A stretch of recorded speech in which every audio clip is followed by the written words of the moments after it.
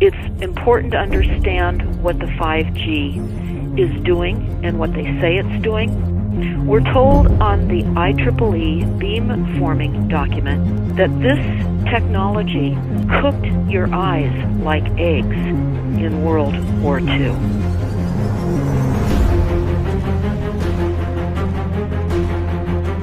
And you all need to understand these are military weapons. These are assault frequencies. If you garner nothing more than that, that's what you need to know. It's microwave radiation warfare, is what this is.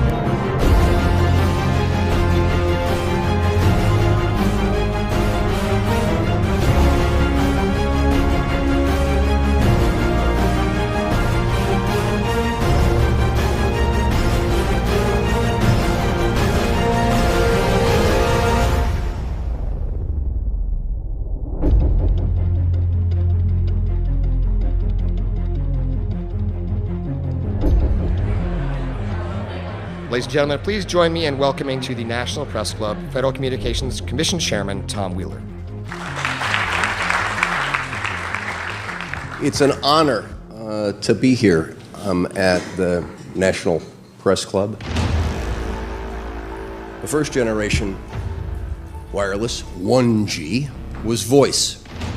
The second generation, 2G, allowed both talk and text. Third generation, 3G, the internet, in a limited way. And today's technology, 4G, completed that digital migration. But if anyone tells you that they know the details of what 5G is going to become, run the other way. This video is brought to you by the number 5 and the letter G. And pretty soon, everything else will be too. I have to tell people 5G is a killer. I'm Mark Steele. Anybody who hasn't heard me, I'm a weapons systems head-up display expert, one of the leading experts in the world. I've actually brought cover in relation to this, and the reason I became an expert was because I invented them. What I'm going to say to you today, do not believe a single word I say. Not one. I want you to do your own research. You'll find it's absolutely terrifying. You got your body card? Aye. Oh, good lad. Right, because I can talk to that. This 5G roll-up is a weapon system. I've got a letter in with central government because I know about weapon systems more than anything other. In Britain, in a place in the north of England called Gateshead, a scientist there called Mark Steele has been very publicly and actively warning people about the effects of LED streetlights, which he says in Gateshead are emitting now 5G. Right, what's the crack? Hey, lads. I'm just having a word with these Gateshead council workers about replacing these transmitters on these lights that are causing harm and assaulting the community. This is an existential threat to the economy, to the environment and humanity. Well, if these transmitters are everywhere, then everyone's at risk, surely.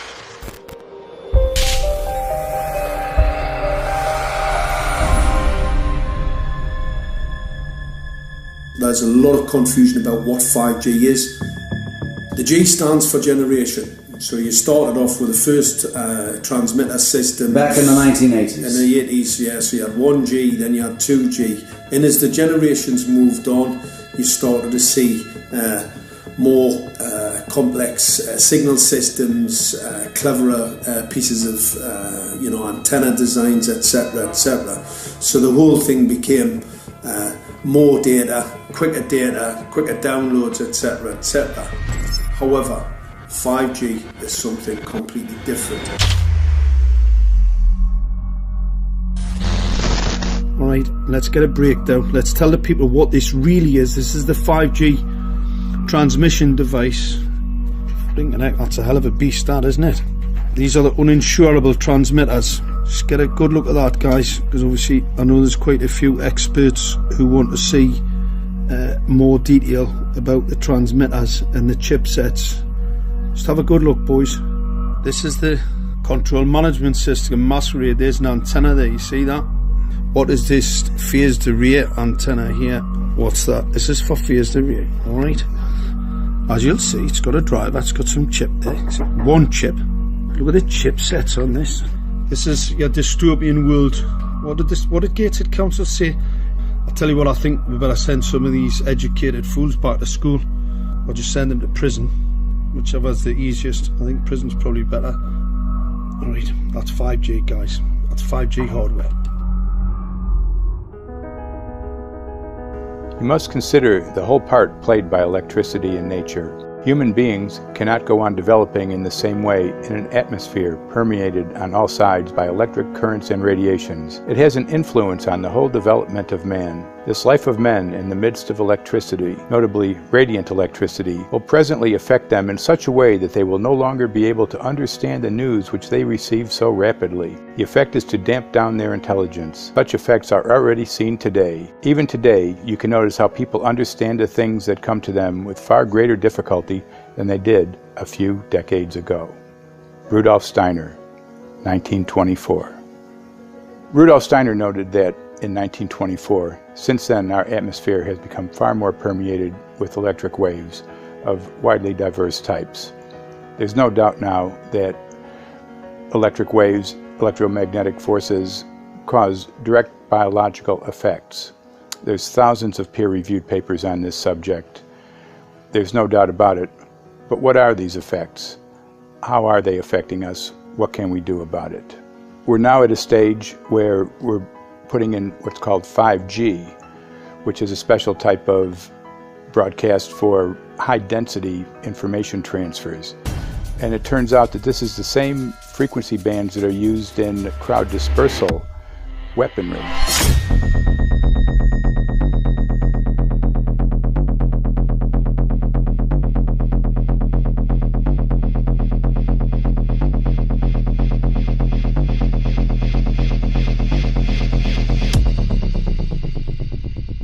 FiveG, first and foremost, is densification. So it's significantly more transmitters in close proximity to a human, and it is also a sophisticated, illegal, unlawful transmitter. What I mean by that is it is a high gain dielectric lens antenna, and what that allows 5G transmitters to do is to 3D map its environment in your home.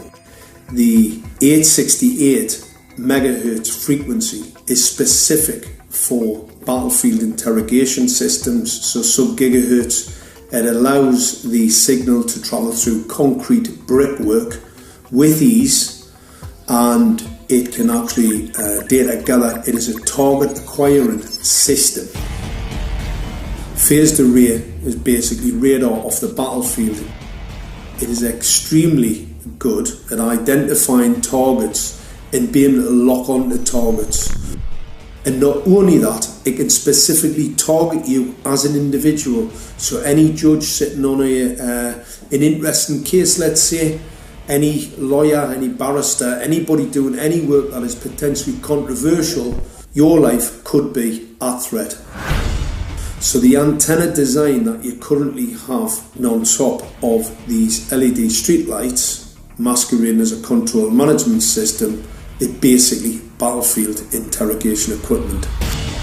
The first phased array unit was actually called Mammoth, used by the Germans during the Second World War to identify Allied aircraft. Obviously things have moved on significantly since then.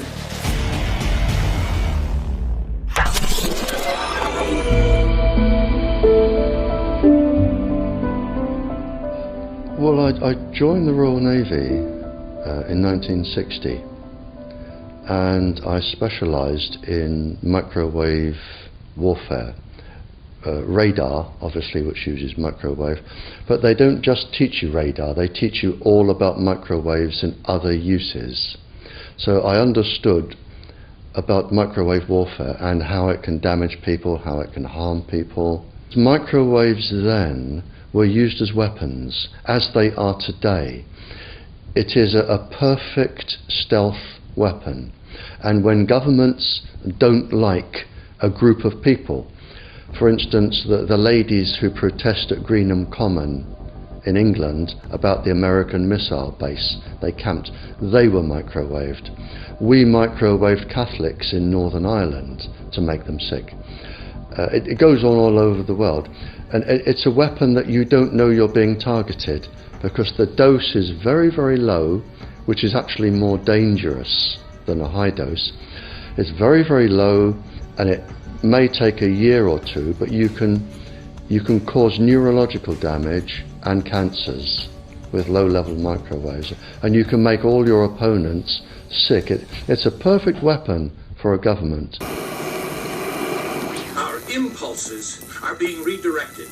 We are living in an artificially induced state of consciousness that resembles sleep. Their intention to rule rests with the annihilation of consciousness. We have been lulled into a trance. They have made us indifferent to ourselves, to others. We are focused only on our own gain. Please understand, they are safe as long as they are not discovered. Keep us asleep, keep us selfish, keep us sedated. Almost immediately, I had neighbours knocking on the door, talking about children bleeding from the nose. I had images posted on Facebook. And one neighbour in particular came to my door and mentioned the fact that since the LED street lighting had been installed, she was bleeding from the nose every single night.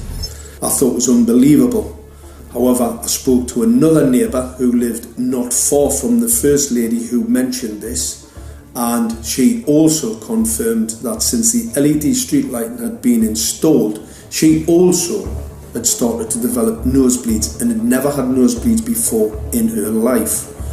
That then put me on a journey to investigate.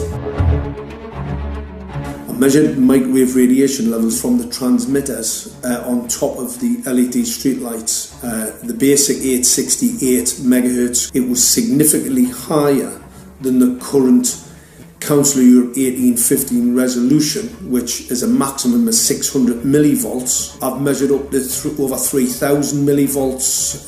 5 to 6 times higher than the guidelines. Significantly higher than the current Council of Europe 1815 resolution, which states that 200 millivolts should be the maximum. The Bioinitiative report states that it should be significantly less than that. So we've got the Council of Europe, that's, you know, the international criminal courts are stating that, you know, the learned judges have said that 200 millivolts, and I'm measuring in bedrooms in Gateshead minimum 600 and up to 4,000. Does this mean that in 2020, 2021, when 5G is destined to roll out globally, that you're going to get those kind of readings everywhere all the time? Everywhere all the time. Worse than that? Worse than that. Yes, 5G will connect the Internet of everything. If something can be connected, it will be connected in the 5G world. Hundreds of billions of microchips connected in products from pill bottles to plant waterers, requiring massive deployment of small cells. We won't wait for the standards. Now, to make this work, the 5G build-out is going to be very infrastructure intensive. We must reject the notion that the 5G future will be the sole provenance of urban areas. The 5G revolution will touch all corners, and that's damn important. The interconnected world of the future will be the result of decisions we must make today.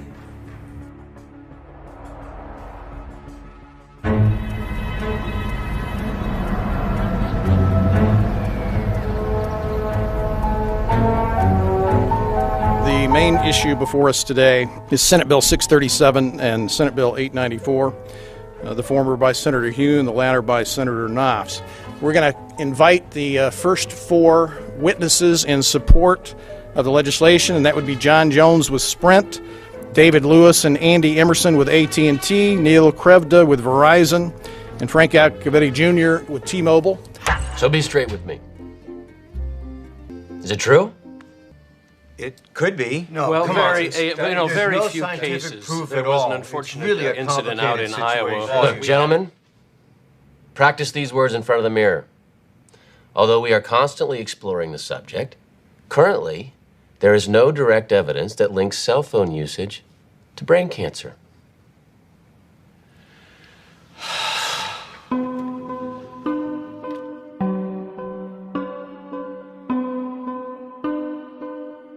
I'm Sharon Goldberg. I'm an internal medicine physician. I've practiced medicine for 21 years, and my background is mostly academic, internal medicine, hospital-based, clinical research, and medical education. I'm a certified Microsoft small business specialist. I've worked on space station designing the cabling system for the airlock module, where I was responsible for EMI/EMC analysis, which is electromagnetic interference, electromagnetic compatibility. I am a professor in the Department of Epidemiology, Biostatistics, and Occupational Health, and I teach there both toxicology and health effects of electromagnetic radiation. My name is Daphne Tachover, and I'm the founder of an organization called We Are the Evidence. We are an organization that represents the many adults and unfortunately many children who have become very sick from wireless technology radiation. There seems to be a couple false Easter eggs being put out there right now. I want to make sure we dispel that right off the gate. The effects of wireless on health scientifically are very, very clear. So it's always pushed back to the definition of an acceptable level of radiation. And that's what this is, by the way. This is about radiation. Wireless radiation has biological effects, period. My name is Dr. Angie Kolbeck.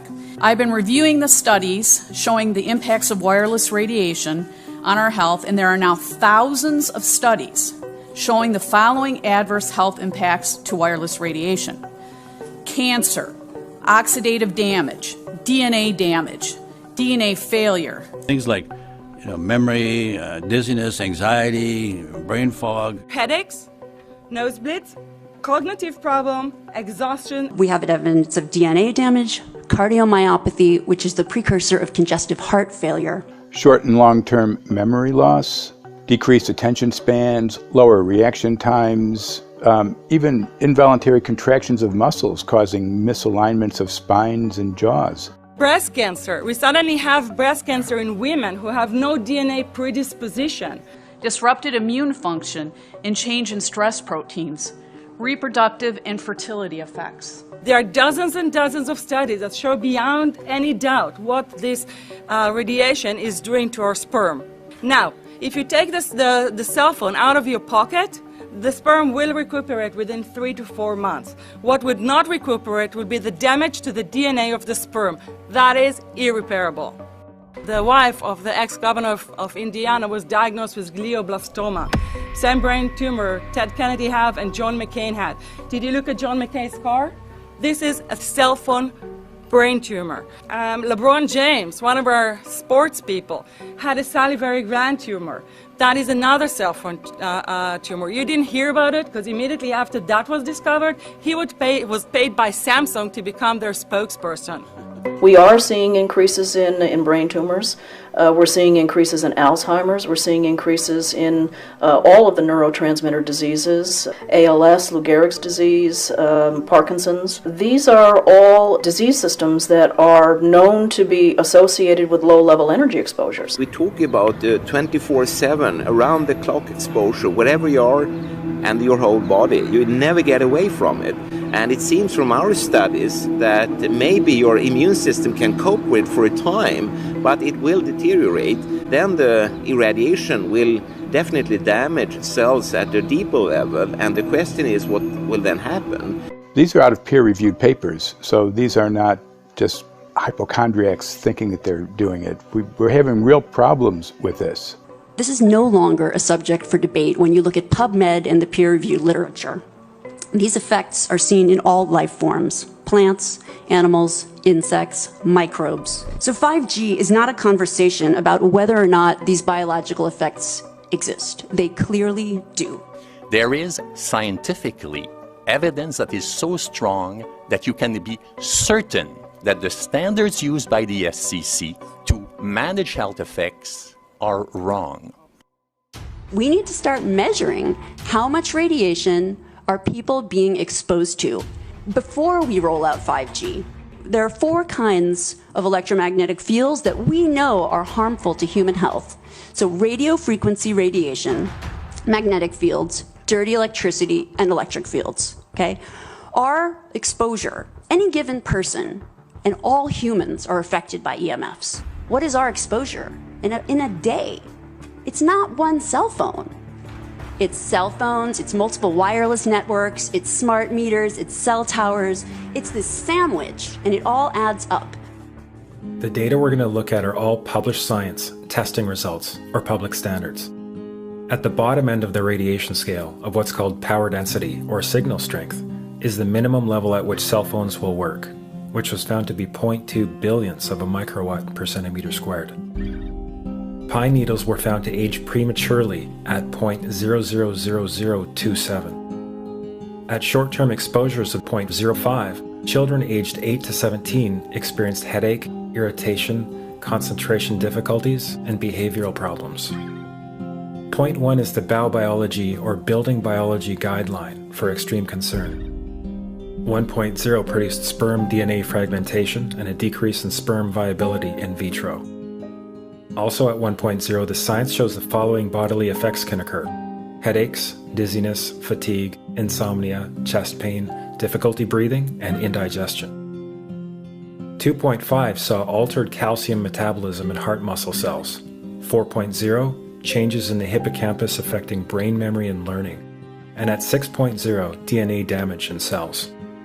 So, where are smart meters on this list? Electrical Power Institute in December 2010 measured a single Itron smart meter with pulses up to 7.93 microwatts per centimeter squared. Our own testing indicated approximately 8.0 with 1 meter. These tests are at a close distance, approximately 1 foot away from the meter, but an infant's crib could be just as close on the other side of the wall where the meter or bank of meters are installed. Even though there are all these known health effects at levels far lower, Switzerland, Liechtenstein, and Luxembourg see fit to set the standard at 9.5. And China, Poland, and Russia, 10.0. This is the same level at which behavior has been altered, producing reflexes of avoidance following 30-minute exposures. A room of 12 smart meters, very common and even a conservative number in an apartment building, tested at 19.8 microwatts per centimeter squared. This is hundreds of times higher than levels which clearly indicate harmful effects. So, how can utilities and governments get away with forcing these devices on everyone? This is how. In Canada and the US and several other civilized countries, the safety limit is set at 600 to 1,000 microwatts per centimeter squared. This so-called safety limit is literally tens of thousands of times higher than levels which are known to damage health according to peer-reviewed published science.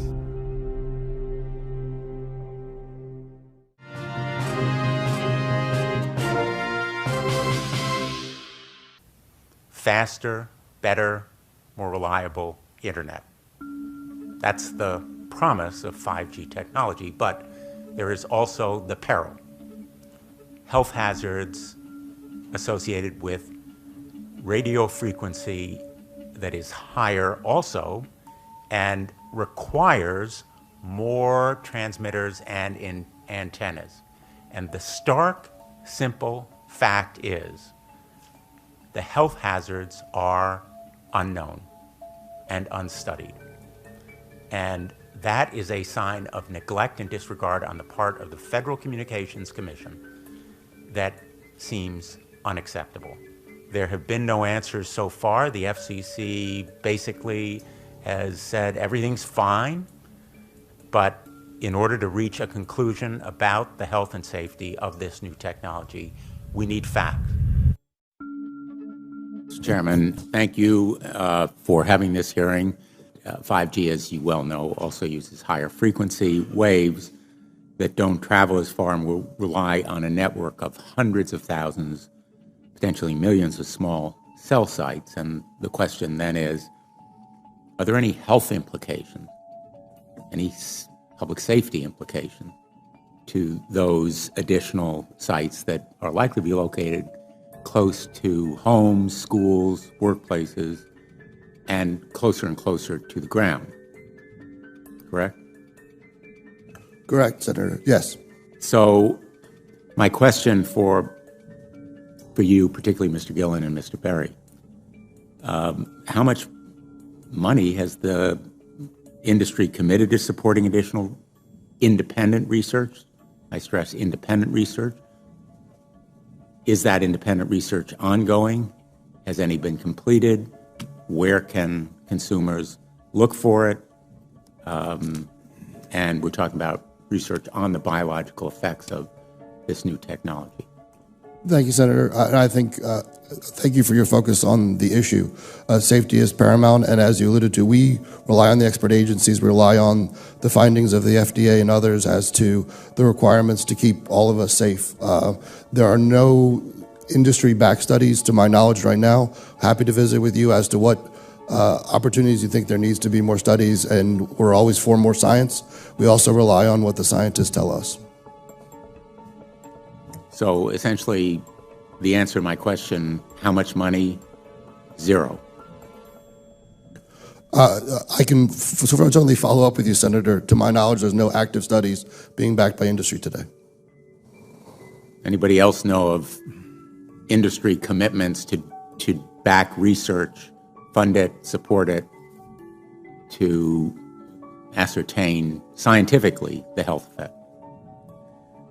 No, I'm not aware of any. So there really is no research ongoing. We're kind of flying blind here, so far as health and safety is concerned. Thank you, Mr. Chairman.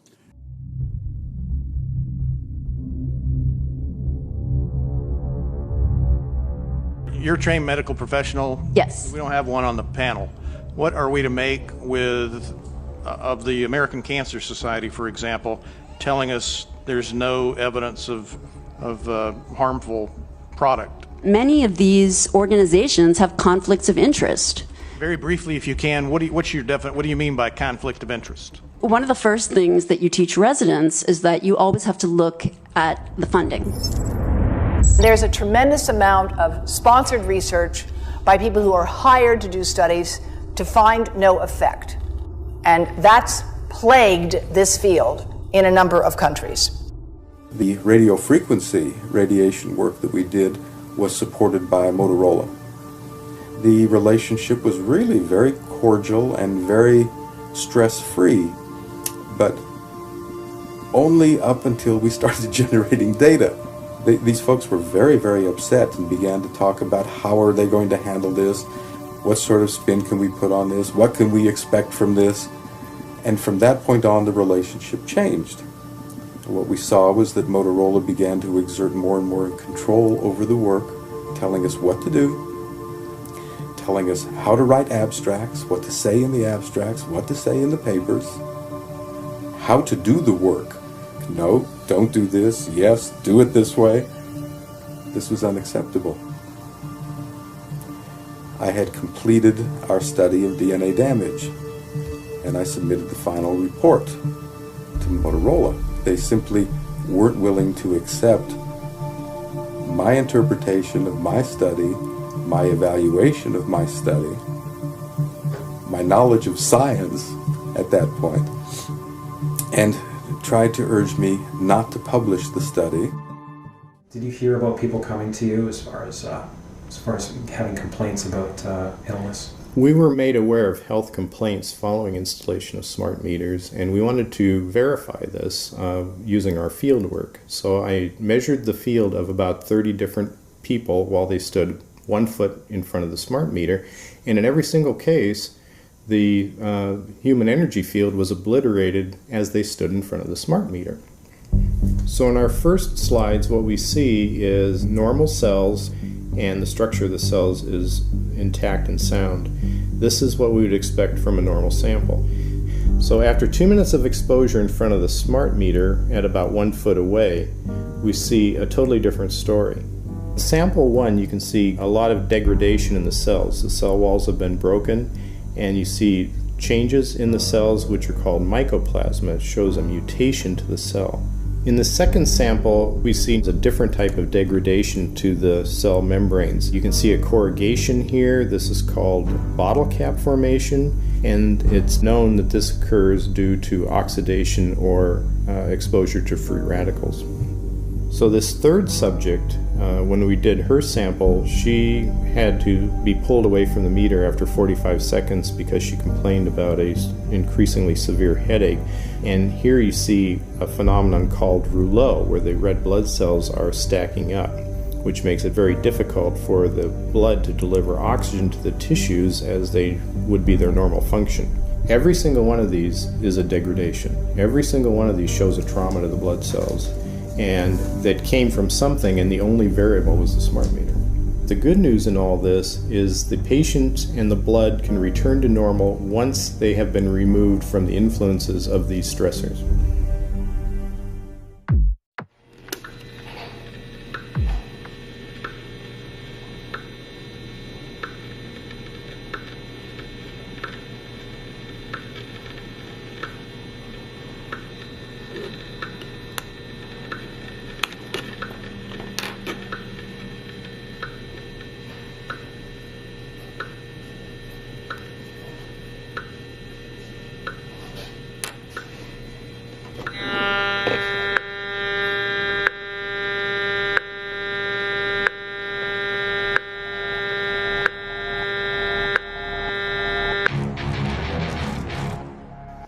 Some of the effects that we can look at, well, one thing is just our regular Wi-Fi, 2.4 gigahertz.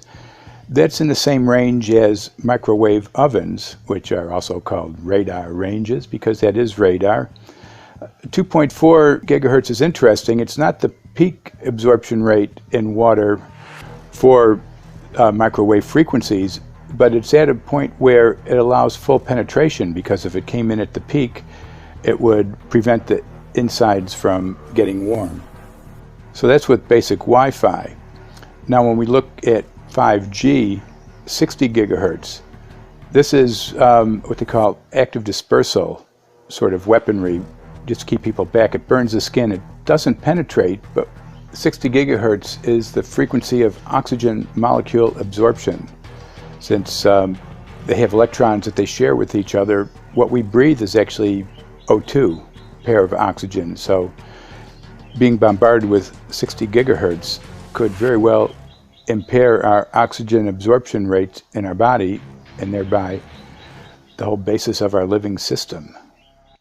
Martin Pall says, putting tens of millions of 5G antennas without a single biological test of safety has to be about the stupidest idea anyone has had in the history of the world.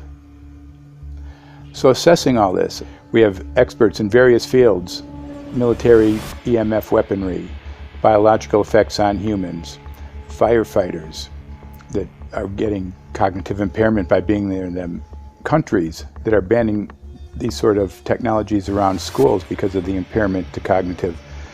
Let's weigh that up in light of what Rudolf Steiner said in 1924 about just mere radio causing the impairment of cognitive functions on people, that they can receive news from around the world, but they can't understand it as well because of the effect of the electricity. We have to say, something smells sinister here.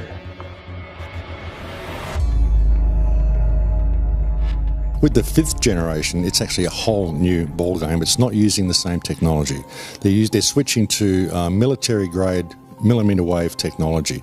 And when you look at this technology, I mean, if you go and look at DARPA reports, come and look at some of the patents that the United States military has put out on what they can do with psychological weapons, all sorts of things, crowd control, active denial, anything you can think of, this is what they can do with 5G.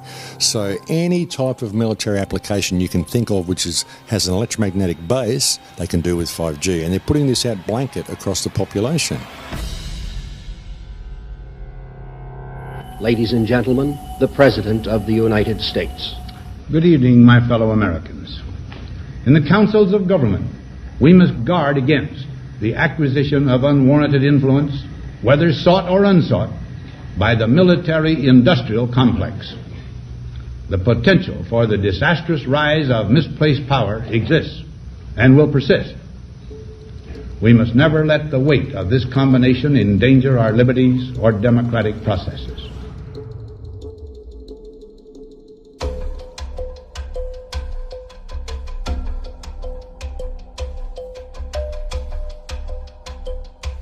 The FCC is a capture agency. They probably conducted what I believe to be the biggest fraud on the public ever conducted. The FCC has been described by Harvard University's Center for Ethics writer Norman Alster as the most captured agency in D.C., acting more as an industry cheerleader than a regulator. This is especially true today with 5G, where there are serious safety concerns and potentially misleading information coming from the FCC. For example, the previous chairman of the FCC is Tom Wheeler. He was the head of the Wireless Lobby Association for 14 years. Now remember, Obama told us there would be no lobbyists in his administration, so he took the biggest lobby and put him as a head of the FCC. And that's damn important.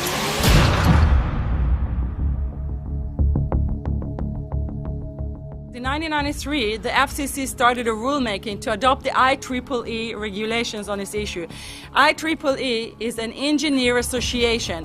Why is it that we adopt regulation of engineers who maybe know how to measure this radiation when it's passing a wall, but not when it's passing a body? All our health agencies objected it, saying that it makes no sense to adopt engineer association, that they had not even one biomedical person on their team. They are effectively indemnified against adverse health impact lawsuits when the acceptable limits are higher than the limits actually shown to show harmful health effects. The FCC guidelines were developed for short-term exposures, 6 minutes, 30 minutes, depending on it's a phone or an outdoor exposure. And they have absolutely no connection to the biological effects that have been very clearly summarized in the Bio Initiative. So as you can see, there's a number of individuals in this room today that have serious concerns about this as regards to their health. If one of your companies decides to put one of these small cells up at a pole that's within, say, 50 feet of one of their houses, what recourse do they have to say, is there a way to move it somewhere else?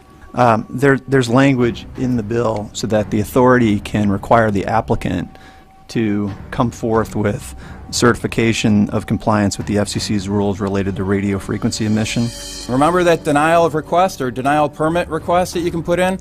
It's going to point back to the acceptable levels as determined by the FCC. Not the EPA, or not the CDC, the ones who usually take care of health concerns, but by the FCC, which is staffed by former members of the telecommunication industry. That's the fox guarding the henhouse. It's a fact that most insurance companies will not indemnify against EMF effects. Telecom companies around the world are warning their investors of potential major costs due to real or alleged risks of EMF pollution from their products. Interestingly enough, they're warning their investors, but they're not telling their customers. They're basically keeping it quiet because that's where their money comes from. So we're using technology that could be very potentially harmful to us, and the investors know it. But their only worry is that they might lose money, not that our health might be affected.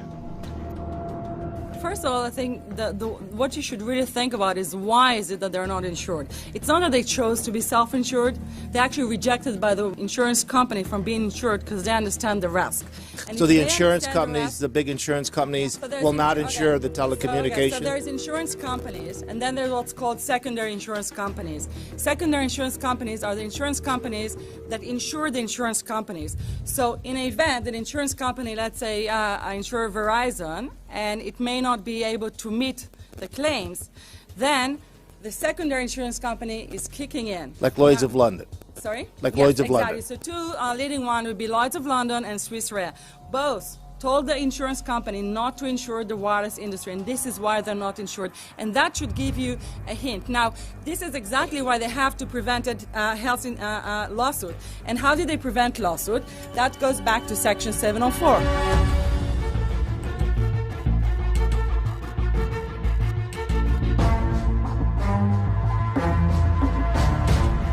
Section 704 was passed in 1996. This is how our rights in regards to health were taken away by the wireless industry. What this legislation did, it gave the power to regulate the health effects of wireless technology to the FCC. FCC is a spectrum auctioning agency. It's not a health agency. They don't even have one biomedical person on their team. And then the other thing that Section 704 did, it actually took the power from the state to regulate location of cell towers based on health. And what does it mean? It means that if they want to put a cell tower in front of your home, you cannot go to a city council and say, hey, stop, I don't want it. I just heard in a lecture that there are 10,000 studies proving that it's harmful. I don't want it. My child is sick. They would tell you, stop. You're not allowed to mention this in the city council because Section 704 says that if you will, and if the application will be rejected, the city will be sued, can be sued by the wireless industry.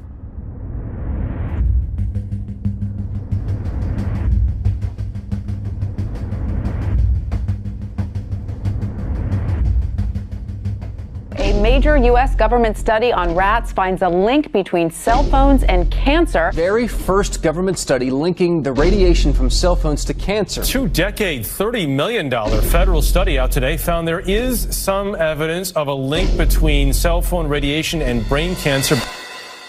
Professor, what is the NDP? I've heard that study several times. NDP is what? So it's a $25 million study on the rats and mice that was supposed to demonstrate that there were no effects of radiation below thermal. And in fact, it demonstrated exactly the opposite. And it follows on the heels of two major studies on animals that said exactly the same thing. And that study was designed perfectly to make sure that it cannot be challenged, that there will not be any doubt. That's why it took them 14 years. That's how they prevented discussion of health. And why do they want to prevent discussion of health if there's no problem with health? Simply put, FCC is completely unprepared, unable, and possibly unwilling to oversee 5G for safety, even as it barrels toward us. They are falling back on tired definitions and panaceas long since disproven by science.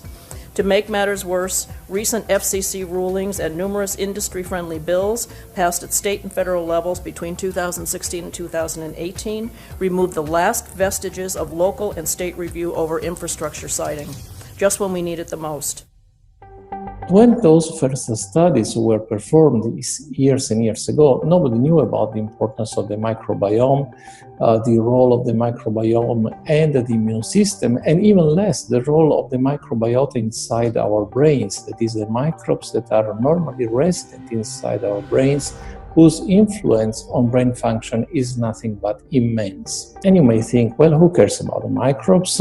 The less microbes we have, the better it is. Well, we know by now that this is not absolutely the case, because microbes are truly essential for the development and function of all our organs and systems. Our immune system is based on the microbes we have in our gut.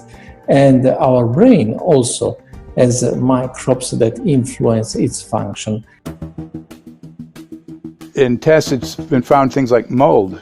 If you grow mold inside a Faraday cage, it'll grow one way, and then even if the electromagnetic fields are around, take the Faraday cage away and some sort of 600 biotoxins are developed within the mold because of the effects of the EMFs upon it. Electromagnetic fields, even of weak quality, have an effect upon our microbiome, which is really essential to our whole being. This is going to eviscerate microbial DNA inside human beings, which is our effective operating system, number one. So it may not impact human DNA in laboratory experiments right now, and they're saying it doesn't impact human DNA. But given that human DNA is less than 1% of the cellular DNA in the human body, the rest of the cellular DNA is microbial, and we know that this will eviscerate microbial DNA. So we're talking about a takedown of the operating system of human beings. Exactly. I couldn't have put it better myself.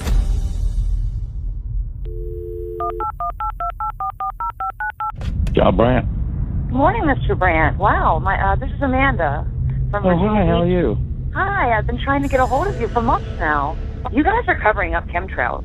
No, we are not covering up. We have no reason to cover up chemtrails. Of course, you have every reason to cover it up. Every reason. It's called What losing your reason job. would that be? Oh, well, you personally, you would lose your job if you were to reveal anything to me, and it's probably unsafe for you to even be speaking about this, No, considering it's not the types of individuals you work for. It's not unsafe. It is unsafe. There's no problem with us talking on, you're a citizen, you're making a complaint. Oh, Lord have mercy on my soul. It's a complaint in an area that we don't have authority to regulate.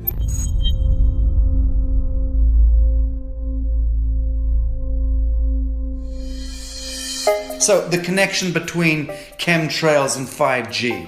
It's all interconnected. The metallized particulates that would allow the 5G phased array, so basically the radar that would allow it to be able to identify you, so it can watch you, it can identify you in your own home 24 hours a day, 7 days a week. For the last X amount of years, we've been through chemtrailing, and that is now the cat is out of the box. We've had these nanoparticulates raining down on humanity for years now, impregnating our bodies, by best accounts staying inside our bodies. Those nanoparticulates, what you're saying, are building up a kind of a phosphorescence glow capability so that we can be flagged up in our homes, behind concrete and steel, inside bunkers, in the basement, doesn't matter where you are. The 5G will be able to now triangulate, map and read you, because you as a living being are impregnated with these nanoparticulates, which are acting as a kind of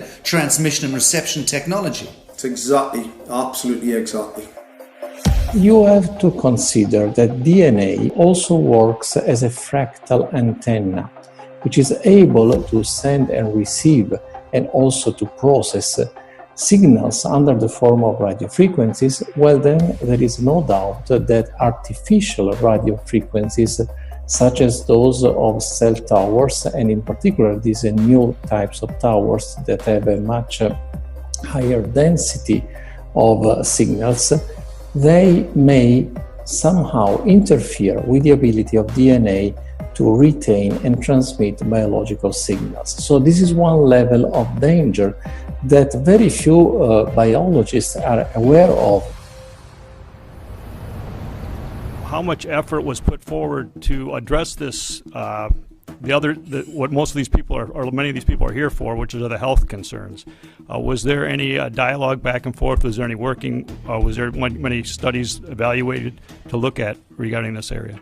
Maybe not every person that has concerns on the legislation was brought to the table. Okay, so from your perspective, you feel that there was a legitimate amount of time to evaluate the data that the opposition would have on this? Absolutely, and I wouldn't put forth something that I didn't believe in. And I'll tell you, as I mentioned earlier, and it's been commented several times amongst the panel here, this is truly an economic development issue. Our 3-year-old, again at home, is outraged when we pull out the driveway and he's not able to access Wi-Fi.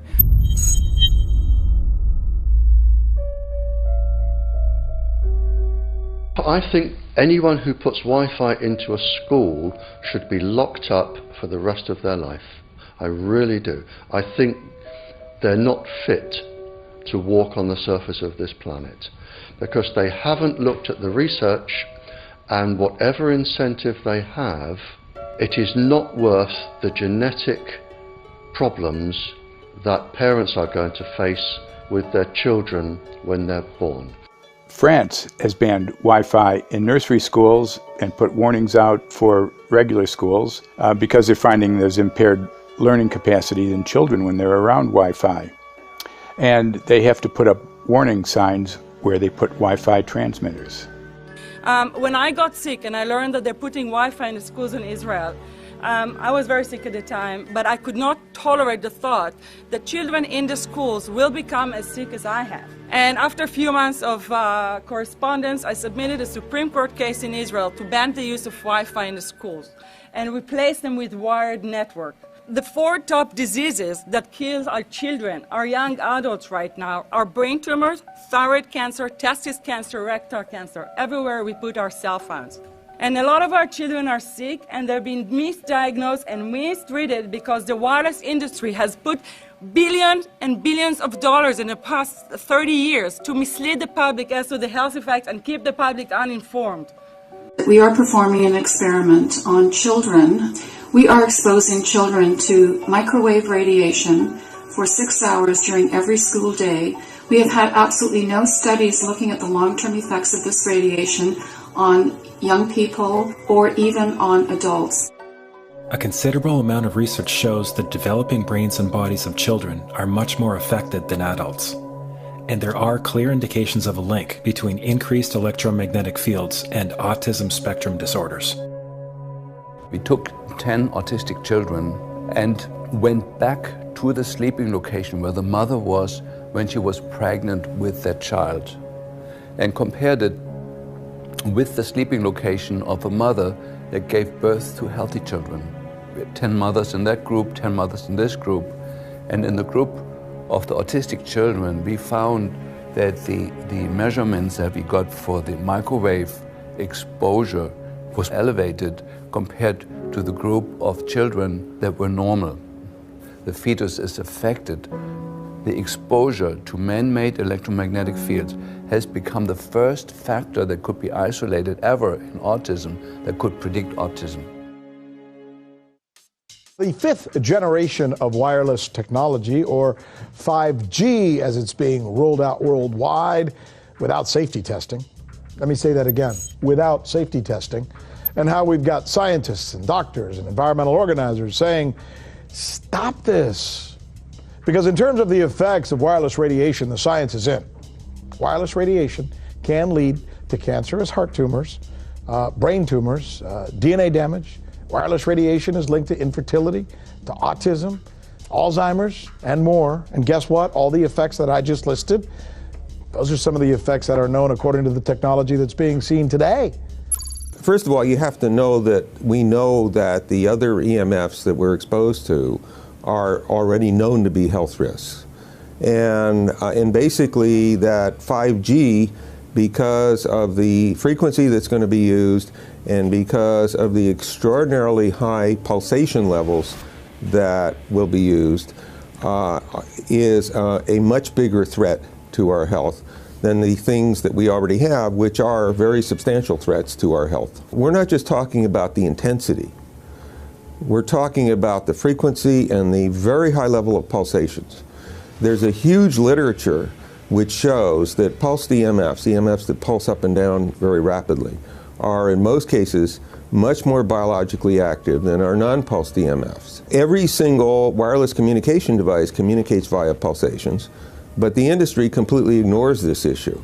The problem with 5G is that they're planning to put out tens of millions of these antennae all over the place without doing one single biological safety test. Are you implying possibly that we, the consumers, are the guinea pigs since they haven't really done tests to see the effects in a smaller setting? I mean, that's not an implication, it's a statement. We are, yes.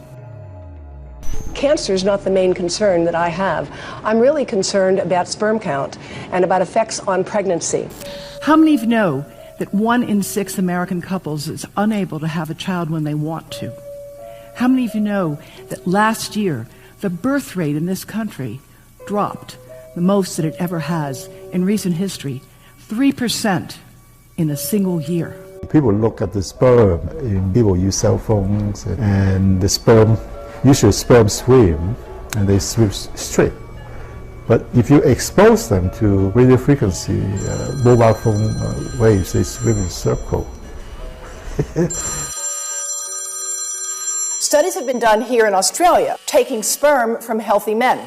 And one test tube gets exposed to cell phone radiation, and one test tube is not exposed to mobile phone radiation. And then the results are evaluated. And this is a measure of vitality. We measure how well the sperm swim. This is a measure of motility. This is a measure of mitochondrial DNA damage. They have 3 times as much damage on their DNA if they have been exposed to mobile phone radiation. The data on that are rock solid. Cell phones can damage sperm quantity and quality. Your embryo, your uterus in the fetus, where your child is developing for the first 100 days, in the ovaries, the eggs do not have that protection. So they are at maximum risk from radiation. And for the first month or so, you wouldn't even know you were pregnant. You wouldn't even be taking precautions. That is the main danger area. So you give birth to a daughter, but her ovaries are now contaminated. She may be normal, she may be genetically damaged, but her ovaries are at the most risk. So when your daughter grows up and she becomes pregnant and has a baby, this is where one of these eggs will be fertilized and come out. So the real damage here is your grandchildren. That is where it is going to show most. Do you think that there is a chance that within the third generation of females, they may be irreversibly sterile? Not in the third generation, but in the fifth generation, and that would for humans be something in the order of 150 years ahead of us. And of course, then it's too late to say that you are sorry, and it's very too late to say stop. There is a wealth of papers. I mean, we're talking about thousands of published papers in the scientific literature, few of which, or sometimes none of which, have entered the official documentations from authorities and likewise. So I think it's really time to have an independent compilation of data. Such was done at August 31st, 2007 in the form of the Bioinitiative report, of which I was one of the authors. And then we put together approximately 2,000 scientific references on a little bit more than 600 pages, clearly saying that if you, for instance, if you are a rat or a mouse or a cell or a molecule, you should definitely not allow yourself to be exposed to this. And in the meantime, we have this full-scale experiment using our own kids. One interesting case, John Patterson. He was a telecommunications engineer in Sydney, Australia. Very brilliant man. For 20 years, John tested Telstra digital systems. Over the time, he realised the dangers of electromagnetic radiation. It disrupts the bioelectric system of your body, which is really your brain, your nervous system, how your muscles talk. And he tried warning of these effects through different agencies, through his company. Got all the test gear out and measured it and drew up a report, and I was immediately removed from service. Finally, in 2007, he took matters into his own hand. He commandeered a used British Army tank and went and destroyed 6 cell phone towers in Sydney, Australia, because he wanted to stop this. He was trying to make a point. The message was that how dangerous it was. You know, these people were elected by us to manage our infrastructure in a responsible manner. That is the sole purpose of government if it's going to exist at all. And if it doesn't do that, then it has no right. It is invalid. So we need to pull this infrastructure down. We really do. But in order to do that, I mean, we can't just be some violent domestic terrorist. You've got to bring this awareness to the people that these towers are doing them damage. You don't need bandwidth that fast. And they're not doing it so you can download movies quickly. They're doing it so they can track every single thing you do and bring in this social crediting system to control even everything you think. There's a story about a lady called Claire Edwards. She was a United Nations staff member, and she was warning of the potentially catastrophic dangers of 5G technology. I took the issue to the UN Secretary General, Antonio Guterres. He is a physicist and electrical engineer, and lectured on telecommunication signals early in his career, yet asserted to me that he knew nothing about the dangers of 5G. Current public exposure levels are at least 1 quintillion, that's 18 zeros, 1 quintillion times above natural background radiation, according to Professor Olle Johansson of the Karolinska Institute in Sweden.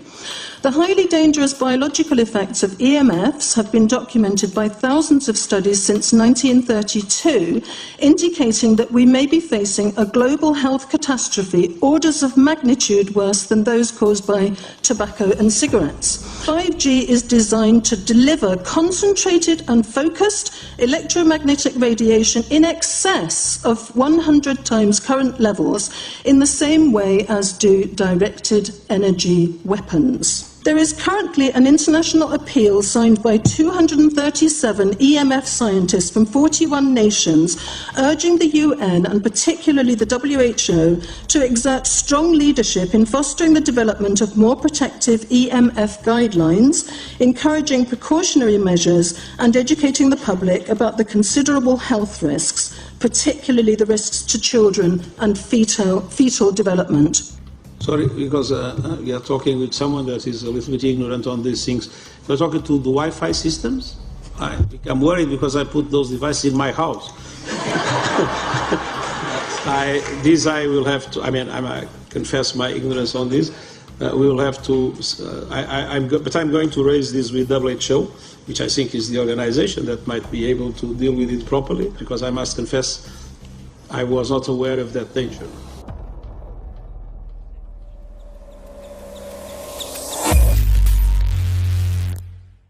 In 1996, when the Telecommunications Act was passed, in it was a provision essentially that kept local officials from addressing health issue concerns when approving or not approving a cell tower. So that's correct. But then something new is happening. We've talked a lot about it on the Solari report, thanks to Jason Bowden-Smith and his website EMF Warriors. But this is new. This is very, very new. So you're basically, sending out an appeal on something that in one sense hasn't happened yet. This is not just an incremental change. This is a big step up. It's a sea change. An onslaught's not an improper word. It's a bombardment. So instead of a cell tower 1 mile or 2 miles from you and you still have cell phone service, we're going to have antennas every block, and some poor soul is going to have one mounted to a utility pole maybe less than 20 meters from their home. So this kind of, invasive bombardment with this many antennas, just in 1 square mile, if you do the math, 1 per block and 16 blocks per mile, that's about 250 antennas per square mile. The millimeter wave is untested. Former FCC Chairman Tom Wheeler openly said that they don't plan to test. We won't wait for the standards. And then our appeal also addresses the fact that there's a plan to roll out 5G through satellites in low Earth orbit. So 20,000 satellites, which will cover every square foot of the planet with a 5G signal. 6, 5, 4, 3, 2, 1. Night after night, politicians and other leaders were telling Americans that Sputnik revealed that we were at great risk. Not just our pride, but our security is at stake. If Russia wins dominance of this completely new area, well, I think the consequences are fairly plain. Probable Soviet world domination. We choose to go to the moon in this decade and do the other things, not because they are easy, but because they are hard. Because that challenge is one that we're willing to accept, one we are unwilling to postpone, and one we intend to win. Welcome, everybody, to the White House. This is White House 5G Summit. My name is Justin Clark. I'm the Director of Public Liaison, and we are thrilled to have you here today. Really happy to be joined by a lot of leaders in industry, members of Congress and the Senate, White House leaders on this, and people from the FCC. Before we start, one, we are government, so don't assume we know anything, okay? I do agree. I don't know anything. I have become accustomed to giving speeches in my new position on subjects about which I frankly know very little, and we need more cell towers and connections in Connecticut, my home state. It's ridiculous. The U.S. is in the lead thanks to our private sector as well as the work of the FCC and this administration overall. But China and South Korea and many other countries are eager to claim this mantle. We have every intention to deploy 5G first and reap the benefits of faster and more robust wireless. Yes, I hope we beat China, of course. And get to gigabit speeds and low latency, and the race has begun. Let there be no mistake. The race to 5G is a sprint. Winning the global race to 5G, it's a national priority. We must bear in mind the national security implications of winning the race on 5G. Today we're talking about the importance of being first in 5G, continued commitment to putting America first in the race to 5G. We're calling it America First, 5G First. Well, our strategy is called the 5G FAST Plan, a plan to facilitate America's superiority in 5G technology. Connected devices for health applications, which I love, has the capacity to make people healthier, as I understand it, a lot of medical applications. Industry is not asking the government for money to build 5G networks. They're asking us to cut the red tape that surrounds infrastructure deployment. We cannot let today's red tape strangle the 5G future. The red tape slows and sometimes stops the building of densified network facilities necessary for 5G. As we continue our efforts to keep government out of the way so that America can continue its leadership for America to win the race to 5G. One path is the government regulatory path. The other path is the private enterprise free market. Gales of creative destruction, Schumpeter path. You ever heard that? Gales of creative destruction? It just means let it rip. The new replaces the old. With 5G, we're on the cusp of another era of American innovation. It means an even more connected world for everyone around us, unlocking the potential of the Internet of Things to become safer, healthier, and more sustainable for our future. You know, sometimes, look, we all believe in the 10th Amendment, but sometimes you have to override it.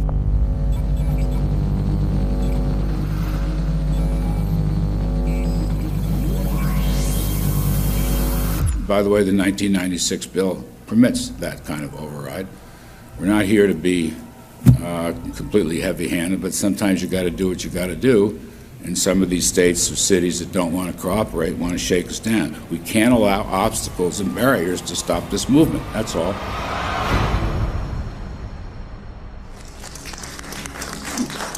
And this happened in Canada. I mean, there were some activists I was working with up there that said, well, you know, we won a victory. We got the Public Utilities Commission to allow us to opt out. And I said, boy, that's divide and conquer. They just got rid of the people that were raising hell. So, you know, that's not the answer. We need to opt out everybody. An opt-out is an agreement to pay to not be harmed. An opt-out is volunteering into extortion. An opt-out says that if I don't pay you, you have the right to harm me. So that doesn't work. This is a mandate. This is being pushed down your throat by a company that is not responsive, by a government that is not responsible, and it's being done in a collusion that's designed to undermine the individual rights of individual people in communities across the country and around the world. The Minister for the Environment has a duty. His duty is primarily to ensure that there is cleaner, better, healthier environment for people in this country. It's a simple duty.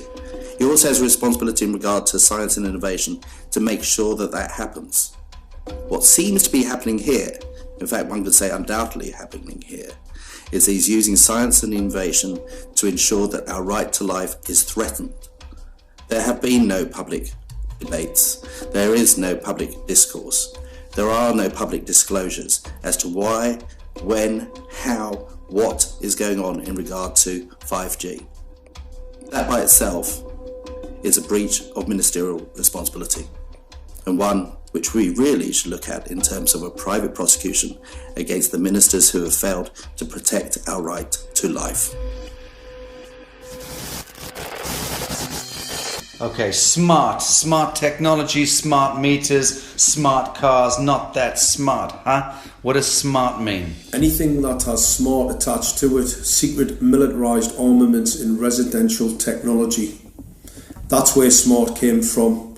And smart, every bit of technology that you see today has all been developed for either some type of battlefield, some type of intelligence gathering system, and obviously these developments have to be commercialised, and people have actually took them into their homes.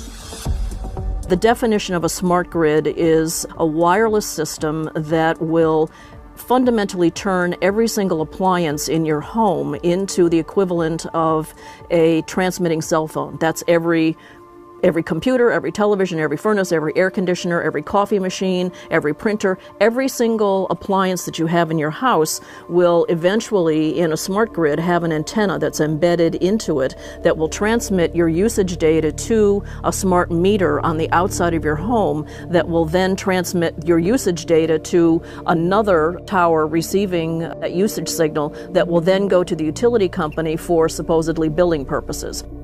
Not all signals will just be about your individual use. There will be aggregate meters that will bounce signal from house to house to house within a neighborhood that will then accumulate all of the usage data that will transmit that to the utility company. Now, what that will do is that the end metering system that is transmitting all of that data will be firing an RF signal at many, many times a second, which will increase the average homeowner's radio frequency radiation exposure exponentially. This picture shows some aphids on the leaf of an orange tree shortly after radar equipment was installed at a nearby airport a number of years ago. I noticed that every few seconds, all the aphids would tense up in unison and do sort of a little dance, as you see in the picture. Upon further investigation, I found that the interval of time between the activity of each dance coincided exactly with the rotation of the radar rotor device at the airport, which was a distance of approximately 14 miles. The antenna arrays create this steerable beam, which helps concentrate the energy. The beams get pointed at the user. What's a MIMO tank? Massive in, massive out. British government have got a plan to roll 400,000 out. This is so that you've got 5G in every nook and cranny, every part of the countryside, so that you can have autonomous tractors, believe it or not. However, those transmitters, these are radar. It is phased array radar. Though that radar signal sweeping the countryside will kill every pollinator, every biological structure, it will sterilise livestock, it will kill the ground, so consequently land won't have a value, obviously farmers will die, the community will be under attack. The community will be under attack. If we can't produce food, if we kill all the pollinators, we're in serious trouble. The takeaway is that 5G, the $1 trillion rollout of 5G by our friendly local government, is definitely a weapon system masquerading as a modern efficiency technology. It most certainly is. And what I put it down to, it's economic terrorism.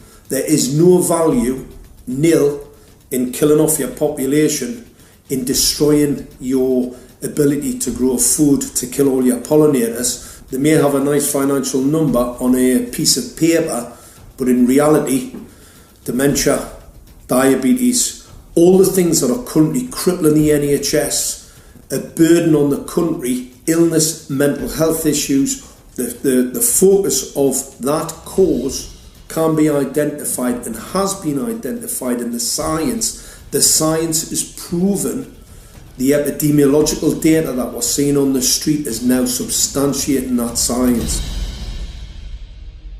The DNA inside you, the mitochondrial DNA, you can trace unchanged to your mother, her mother, her mother, right the way back to the beginning of the human race in Africa, the Stone Age. It is unchanged, the mitochondria, and that is being unchanged in your children, which means if you damage it, your child could be genetically damaged, then her child, and her child, and her child, forever. You are condemning the future generations of every single child. There is, however, a light at the end of the tunnel, or there is some ray of hope. Thanks to the principles of biological quantum entanglement that we have learned how to exploit in the field of biology and medicine, now we can transfer the information from the microbial DNA to the human DNA. And in so doing, we can train, so to speak, the microbes to withstand whatever extreme condition they are exposed to, including this new technology. And then we can train them to transfer this resilience of theirs to our DNA. So let's say that there are good reasons to be worried about the introduction of these new technologies, but fortunately, since the knowledge in the field of quantum biology, in the field of microbiome medicine is advancing as fast as potentially harmful technology, then we can exploit this knowledge to protect ourselves from any real potential or perceived danger from these new technologies. I've met with molecular and cellular biologists, with blood microscopists, with weapons development experts, frontline activists and researchers, and all the stories I'm hearing from these experts and pundits leads to the same thing. 5G is almost certainly the end game. It is an extinction event brought into our homes, into our classrooms, onto the high street, into the very cells and DNA in our human bodies. It is such a perilous threat that it is almost impossible to imagine, let alone describe. When the 5G signature goes live, it will tap into a multitude of satellites which are in geosat orbit around the surface of the Earth. Millions of surface antennas will pick up that signaling and will then scatter the signaling into hundreds and hundreds of millions of different micro antenna systems set up on street lamps and even in your home, which you're not aware of incidentally. The LED light bulbs in your home invariably contain the micro or nanotech lens flare capacitors which will receive the 5G signaling, and it will proliferate the 5G signaling everywhere by exploding the signal into billions of photons which will target everything all at the same time. This is stealth technology. This is invisible science. But what it means in simple terms is that you will be flagged up, visible, trackable inside your own home. Anywhere you move on the surface of the Earth, they will have a lock and load tracking capability over you. You will be visible to invisible masters, each one of us, all the time. Today, our governments and the corporate sector have managed somehow to infiltrate the mainframe of our civilization and are pushing through a $20 trillion infrastructural rollout without any, and I mean without any, health science running behind it. There have been no tests. Your government and your health authorities are either in collusion on this matter of genocide and ecocide, or they're just damned stupid, and I would suggest it is the latter. Shame on the technologists and the electricians who are furthering this technology in our homes, in our offices, in our streets. Shame on the legislators and the parliamentarians and the troglodytes and bureaucrats that proliferate our society today. Shame on that echelon for putting their signatures to contracts which allow the fast tracking of this technology into our homes and onto our high streets. Shame on the parliamentarians and international leadership whose wet ink signatures and seals of office are sanctioning and permissioning the rollout of something which is arguably the greatest threat to humankind. Shame on each one of us who now fail to get up out of our homes, walk out of our front doors, and challenge every so-called authority who dares to violate our bodies, our homes, and our future generations.